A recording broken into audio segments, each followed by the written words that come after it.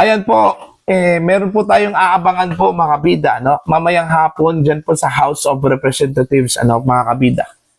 Pasabog po mga kabida ni Congressman Leandro Leviste, po.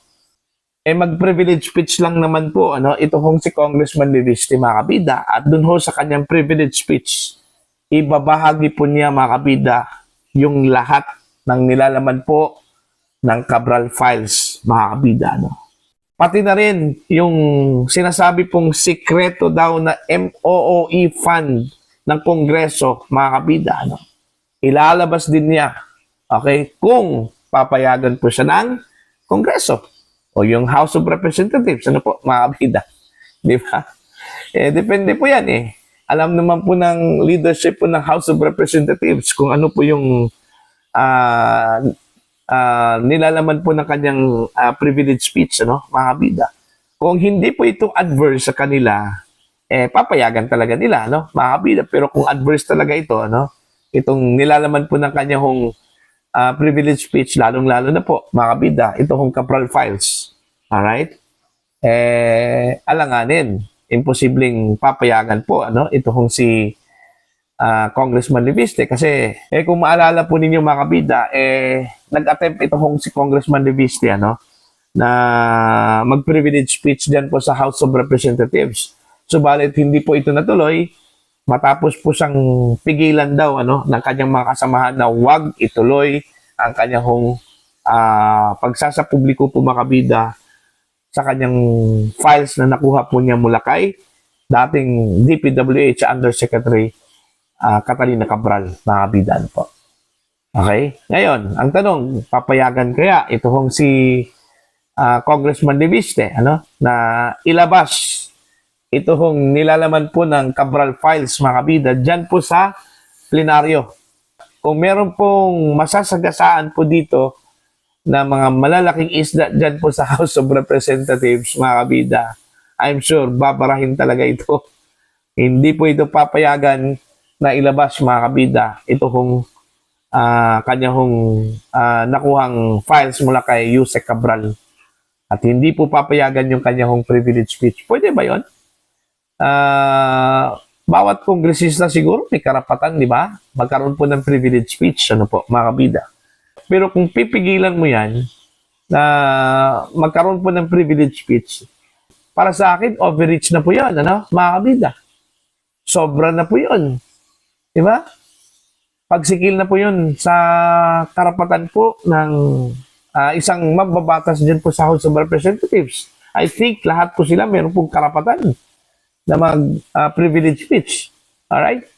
Pero titingnan lang po natin yan mamayang hapon. Okay? Kasi mamayang hapon pa yan, mga kabida. Sabi po ni Congressman Leviste na mag-privilege speech po siya, mga kabida. Pero I'm sure, dahil ang sinabi ko po kanina, mga kabida, kung adverse po itong privilege speech na ito, okay, at saka ito kung nilalaman po mga kabida ng kanyang privilege speech, kasama na po yung files po ni dating Yusek Cabral po mga kabida, sigurado po ako na hindi po itong papayagan po ng leadership po ng House of Representatives, mga kabida. Alright? Most probably, baka meron pong negotiations po na mangyayari po, mga kabida. Okay? So, abangan po natin to. Kasi ito, buong files na po ng Cabral, files mga kabida, ang ilalabas daw, ni Congressman Leviste. Ano kaya yung iba pang mga pasabog po dun sa files na yon, mga kabida? Parang takot ito pong Malacanang po, mga kabida, Ayaw ho nilang i-dignify ito hong Cabral Files kasi hindi daw authentic, mga kabida, Okay? Kailangan daw i-authenticate daw ito bago po ito ilabas at bago po i-dignify po ng Malacanang kung totoo po ito, mga kabida. Kaso lang po, ayaw ho ni Secretary Vince Dizon ata, na i-authenticate po ito, mga kabida. Kasi unang-una, sinabi na po ni Secretary Vince Dizon na hindi daw niya nakita ito. At wala daw siyang authentication ho dito, mga kabida. Okay? May insinuation pa nga na ito hong files na ito daw, mga kabida, pilit daw kinuha daw ni Secretary Vince Dizon, mula sa opisina po ni Yusek Cabral, ano po, mga kabida. Di ba? Pero malinaw po dun ho sa mga emails. Okay? Dun po sa mga communications na inilabas po ni Congressman Leviste, mga kabida, na hindi po sapilitan yung pagkuha po niya ng files. In fact, may sined po yung DPWH kay Congressman Leviste, ano, mga kabida. So patunay po yun na mayroong basbas mula sa DPWH Secretary yung pagkuha po sa files po, mga kabida, ni Cabral, ano, ni Congressman Leandro Leviste. Kaso lang po, nag-deny tumambling po. Ito kung si Secretary Vince Dizon po, ano, mga kabida, ayon po kay Congressman Leviste, ano po, mga kabida, ano.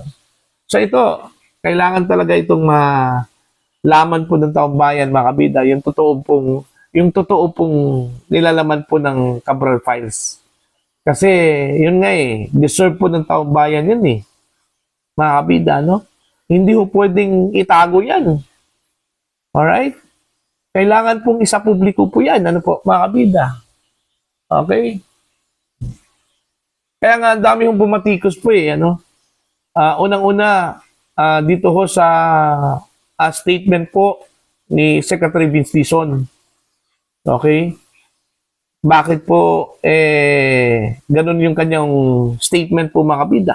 Kung ayaw po niya dito ho sa files po ni Congressman Leviste, kung hindi po niya na-authenticate yun, kung duda po siya dun ho sa authentication po, mga kabida, ng mga dokumentong hawak po ni Congressman Leviste, yung kopya po nila ang ilalabas po niya. Para sigurado po. Okay? Yung kopya nila. Yung kopya po ng DPWH. Alright? So, yun po. No? Abangan po natin mamayang hapon. Ito kung napipintong privilege speech po, mga kabida, ni Congressman Leviste. At aabangan natin kung gaano po ka-explosive yung kanyang privilege speech. Kasama na po yung kopya po ng files po, mga kabida, ni dating DPWH Undersecretary Catalina Cabral, ano?